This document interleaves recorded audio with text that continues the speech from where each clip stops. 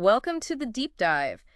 Today, we're going to be looking at genetics. Yeah, genetics. And we're going to be doing it in a very interesting way. Yeah, a very interesting way. We're going to be using a college genetics practice exam as our guide. Exactly. And this is going to be fun because we're going to learn a lot about DNA and genes and how it all works. Yeah, it's like a treasure map.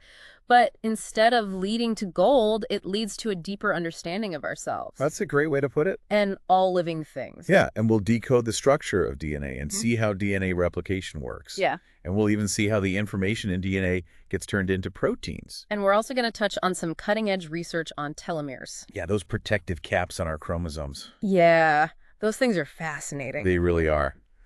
Let's dive right in. All right, so first, DNA, the blueprint of life. Okay. We hear about DNA all the time, but what exactly is it?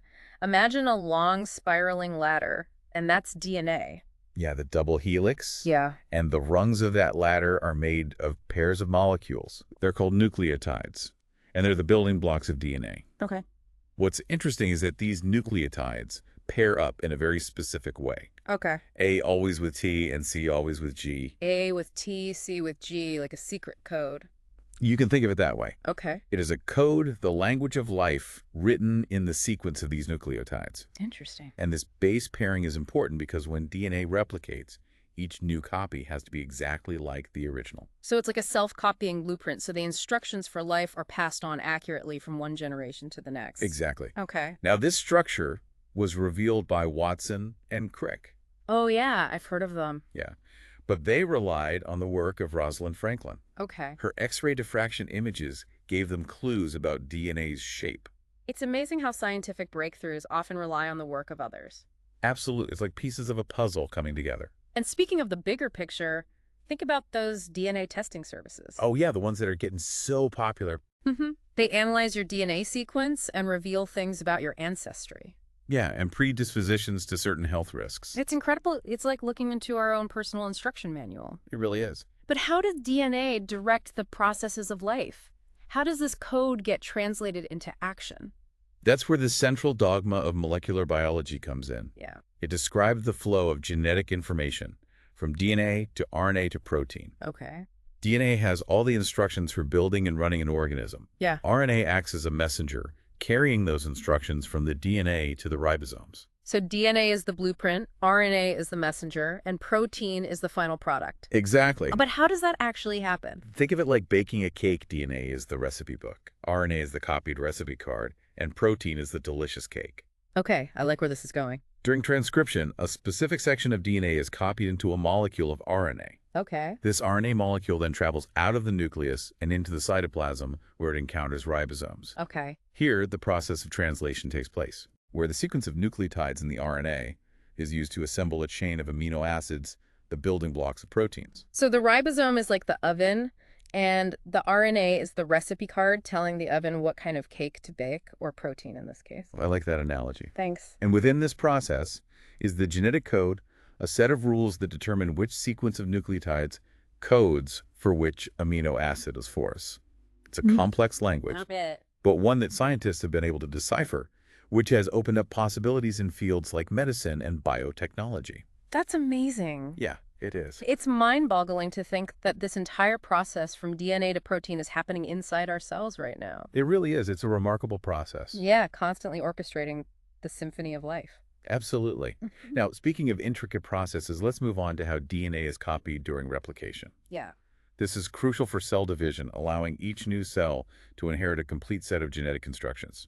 Okay, so DNA replication, this is how our cells make copies of their DNA, right? That's right. But how does it actually work? It involves a team of specialized enzymes. It all starts with an enzyme called helicase, which unwinds the double helix, separating the two strands of DNA. So it's like unzipping a zipper, exposing the teeth or the nucleotide bases of the DNA molecule. Exactly. Okay. Then another enzyme, DNA polymerase, comes into play. It attaches new nucleotides to the exposed bases, following those strict base pairing rules we talked about earlier. Okay, so it's like DNA polymerase is the builder. Yeah, you could say that. Okay. But here's the thing. DNA polymerase can only build a new strand in one direction. from the 5-foot end to the 3-foot. Wait, so there's a direction. DNA replication isn't just a free-for-all. Nope, not at all. Okay.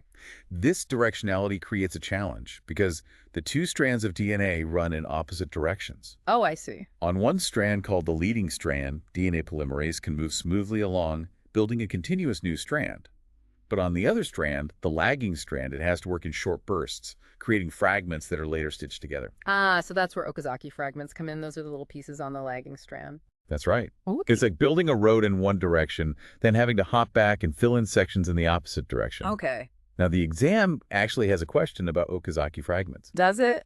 Yeah, it hints at the complexity of this process. Wow. But this complexity ensures that our genetic material is copied accurately. It's amazing to think about all the steps involved in just copying a single DNA molecule. It really highlights the elegance of these molecular mechanisms. It really does. It makes you wonder, why does DNA polymerase work in only one direction, creating this issue in the first place? Yeah, why does it do that? Well, there are evolutionary reasons for this. And it turns out that this might actually help with the accuracy of DNA replication. That's fascinating. So even the limitations of these enzymes might have a purpose. Exactly. Wow. It's a reminder that even the smallest details in biology can have a deeper story to tell. Okay, so let's shift our focus to another key step in gene expression, Right. transcription. This is where DNA gets converted into RNA, right? Yeah. Like writing down a recipe from the cookbook onto a recipe card. That's a great way to think about it. Okay, good. During transcription, an enzyme called RNA polymerase binds to a specific region of the DNA called the promoter. Okay. This is the starting point of the gene that's going to be transcribed. So the promoter is like the title of the recipe. You got it. Okay. Telling RNA polymerase where to start reading. Gotcha. RNA polymerase then moves along the DNA strand, unwinding it and using one of the DNA strands as a template to build a complementary RNA molecule. So it's like DNA is dictating the recipe to RNA, which is diligently writing it down. But is the entire DNA sequence transcribed into RNA? That's a good question, and it leads us to one of the more interesting aspects of gene expression.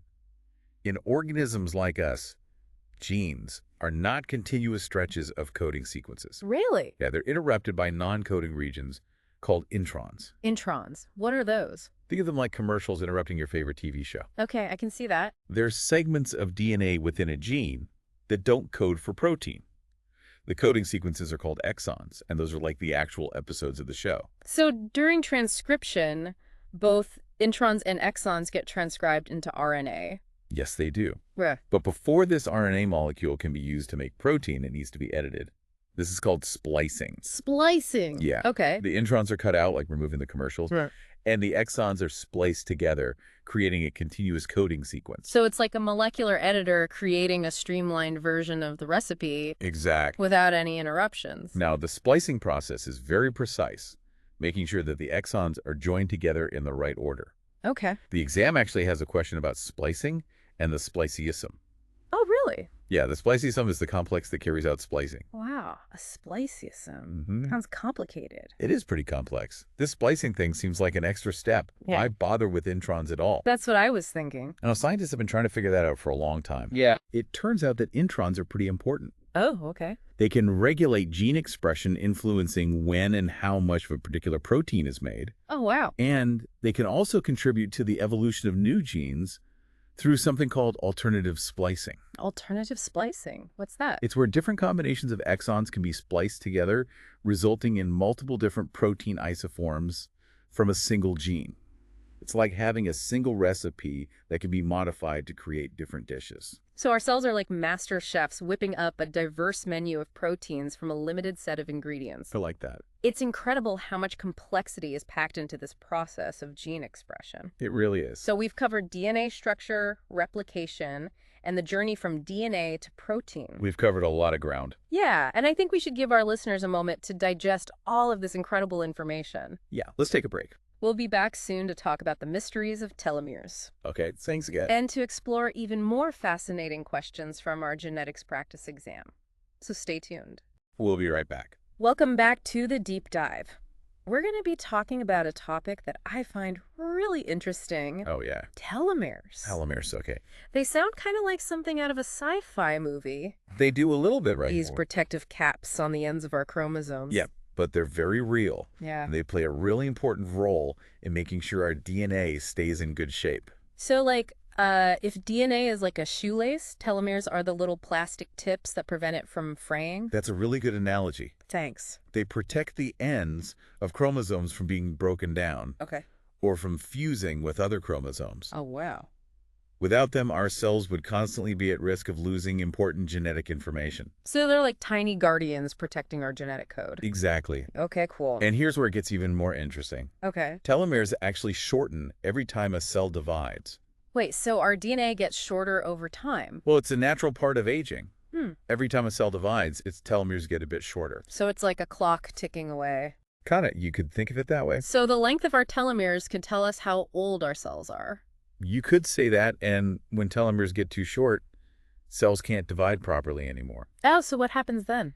They go into a state called senescence, where they basically stop dividing and eventually die. So that's one of the reasons we age. Our cells run out of telomeric fuel. It's part of the story, but there's another piece to this puzzle. Okay, what's that? An enzyme called telomerase. Telomerase? Okay, what's that? It's an enzyme that can actually extend telomeres. Oh, wow. So it can add back those missing bits of DNA. Exactly. That sounds amazing. It's pretty remarkable. So telomerase can reverse the shortening of telomeres. Well, to a certain extent, yes. Yeah. But the activity of telomerase is different in different types of cells. Oh, okay. In most adult cells, telomerase is switched off. Oh, so that limits their lifespan. Right. But why is it turned off in most cells? Wouldn't it be better if it was always active, keeping our cells young? That's a really good question. And scientists are still trying to figure that out completely. Okay. Telomerase is kind of like a double-edged sword. What do you mean? Well, it's important for certain cells to live a long time, like stem cells. Okay. But if there's too much telomerase activity, it can be bad.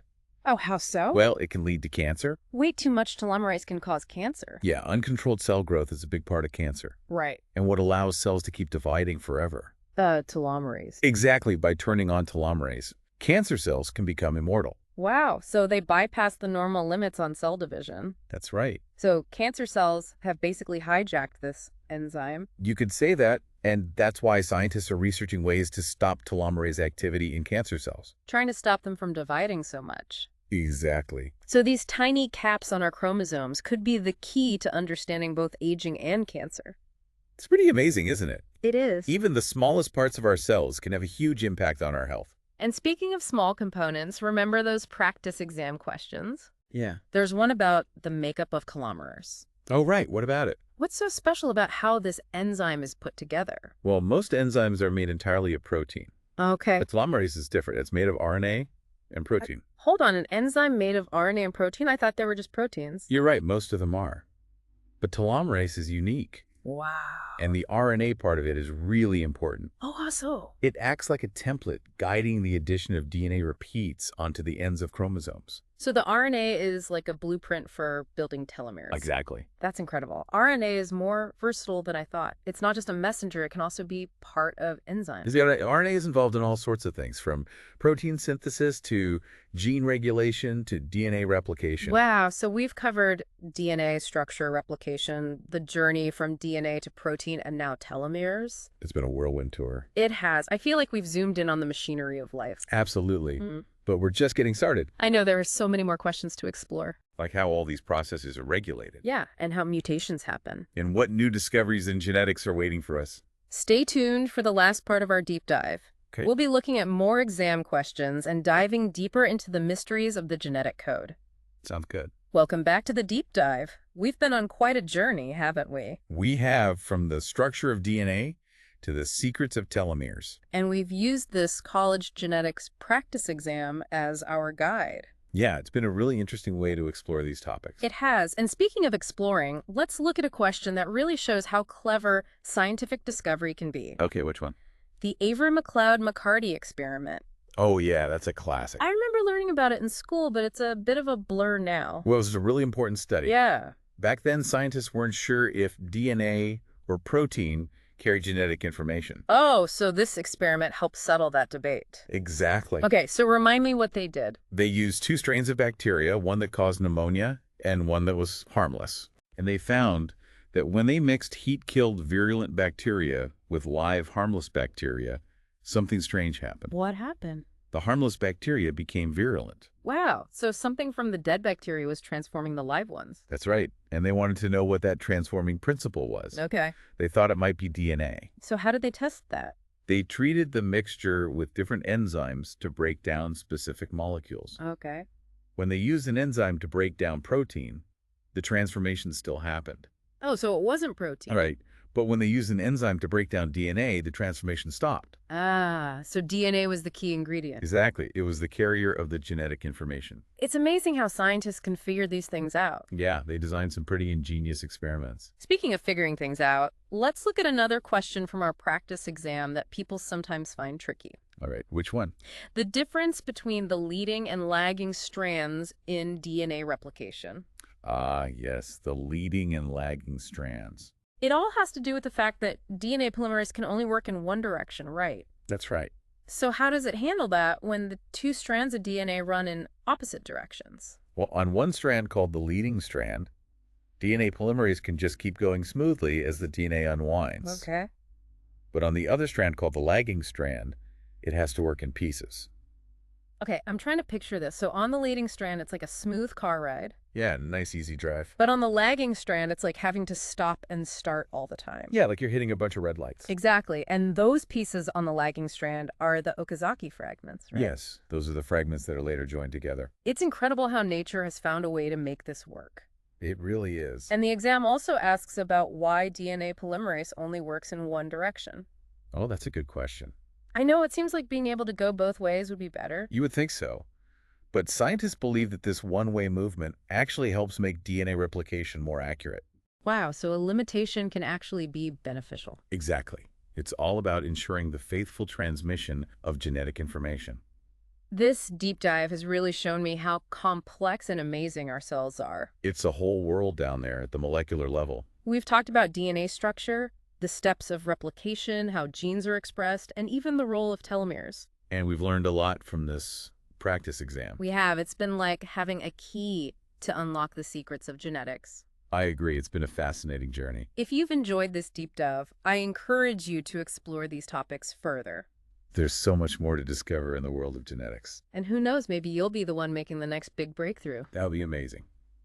Well, that's a wrap for today's deep dive into Genetics 101. We hope you've learned something new and exciting. And we hope we've sparked your curiosity to keep exploring the world around you. Knowledge is power, and we're always happy to help you dive deeper into the fascinating mysteries of science. Thanks for joining us. See you next time.